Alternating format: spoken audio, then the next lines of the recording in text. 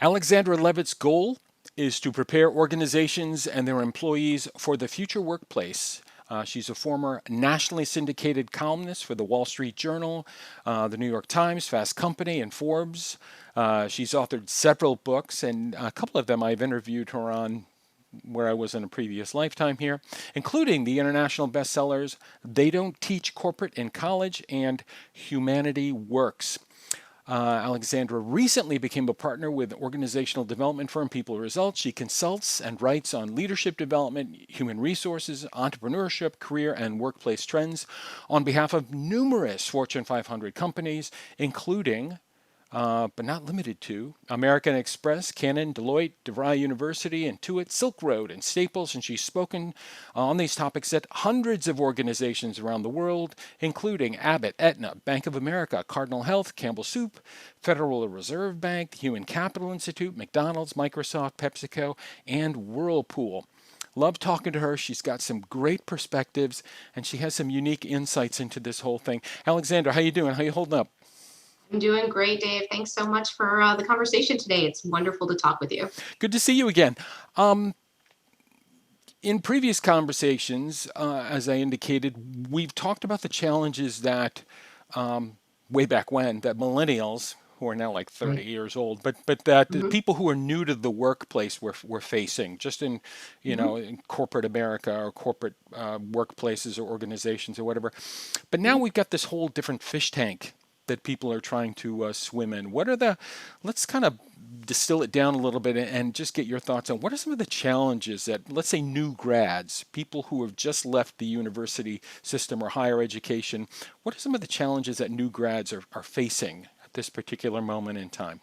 And Dave, this is a great question. And I think that there are two major challenges that are being faced. Number one is the type of delayed adulthood that we saw around the 2008 recession with the millennials, in that a lot of kids or new grads can't get jobs right now. So they are living with their parents.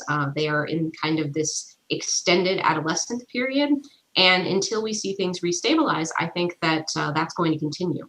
The other challenge is that for new grads who are just entering the workforce and do have professional jobs, it's adjusting to the politics and the inner workings of an organization without having any in-person time.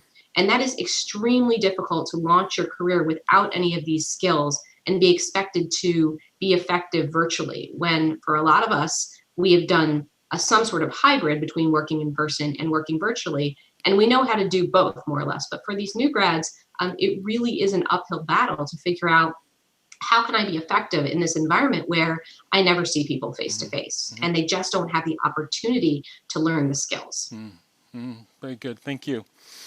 And you, like me, are now looking at life, looking at business relationships, attending meetings, having conversations, getting work done through this screen or through our phones or whatever.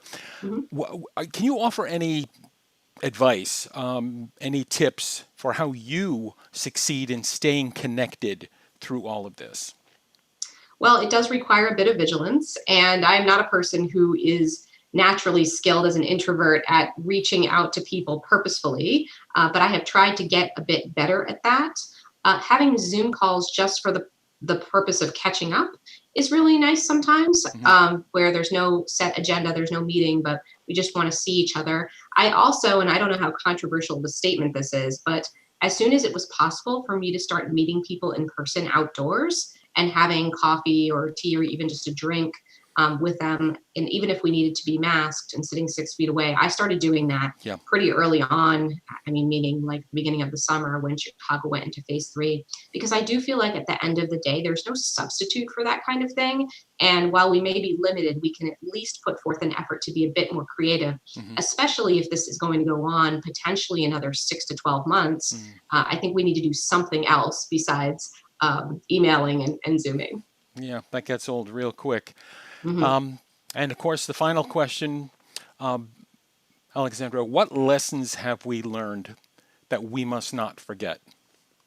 I love the lessons because there's something to be learned from every experience, positive, negative, or indifferent. And what really makes us effective humans is the ability to take a step back and say, okay, well, that wasn't the greatest experience in the world, but here's how we can proceed and be better. And there's a couple things. First of all, most people are familiar with empathy Hmm. and having a caring centered culture in your organization where you're really looking out for the person first.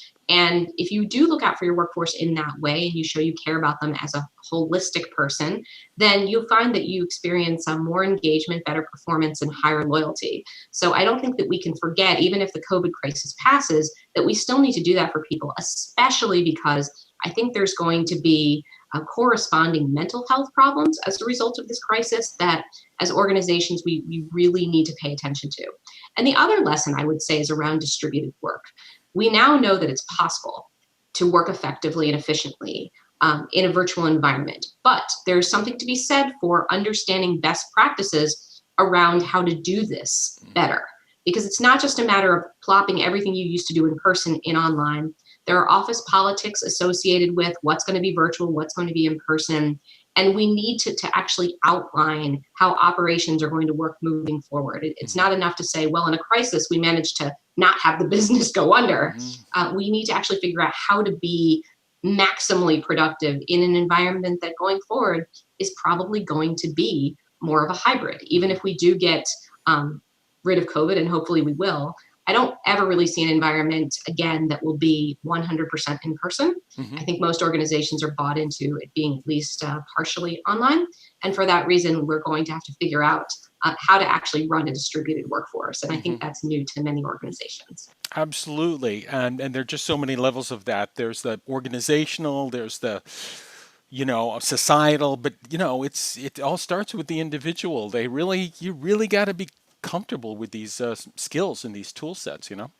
Yeah, and it's a learning curve for everyone, but this is a great opportunity. And I think sometimes human beings don't like change, but we get thrust into it by a big disruption and it ends up working out for the best. I think I'm always optimistic, you know this, Dave. And, Hmm. and I would say I think that in a year or two, we're going to be somewhat happy this happened from a Hmm. workforce Yep. perspective, Yep. because it's going to have provided all sorts of flexibility, all sorts of work-life integration benefits that we just didn't have before. And it just cleans out so much of the I don't want to call it the dead wood. That sounds like a horrible thing, but Yeah. the processes, the Yeah. procedures, the flows that were just not essential. You know what I mean? Yeah. So it's been Yeah. helping to do that. Look, I know you're busy. I really appreciate the time you spent with us here today, and I look forward to hearing other cool stuff from you, real soon.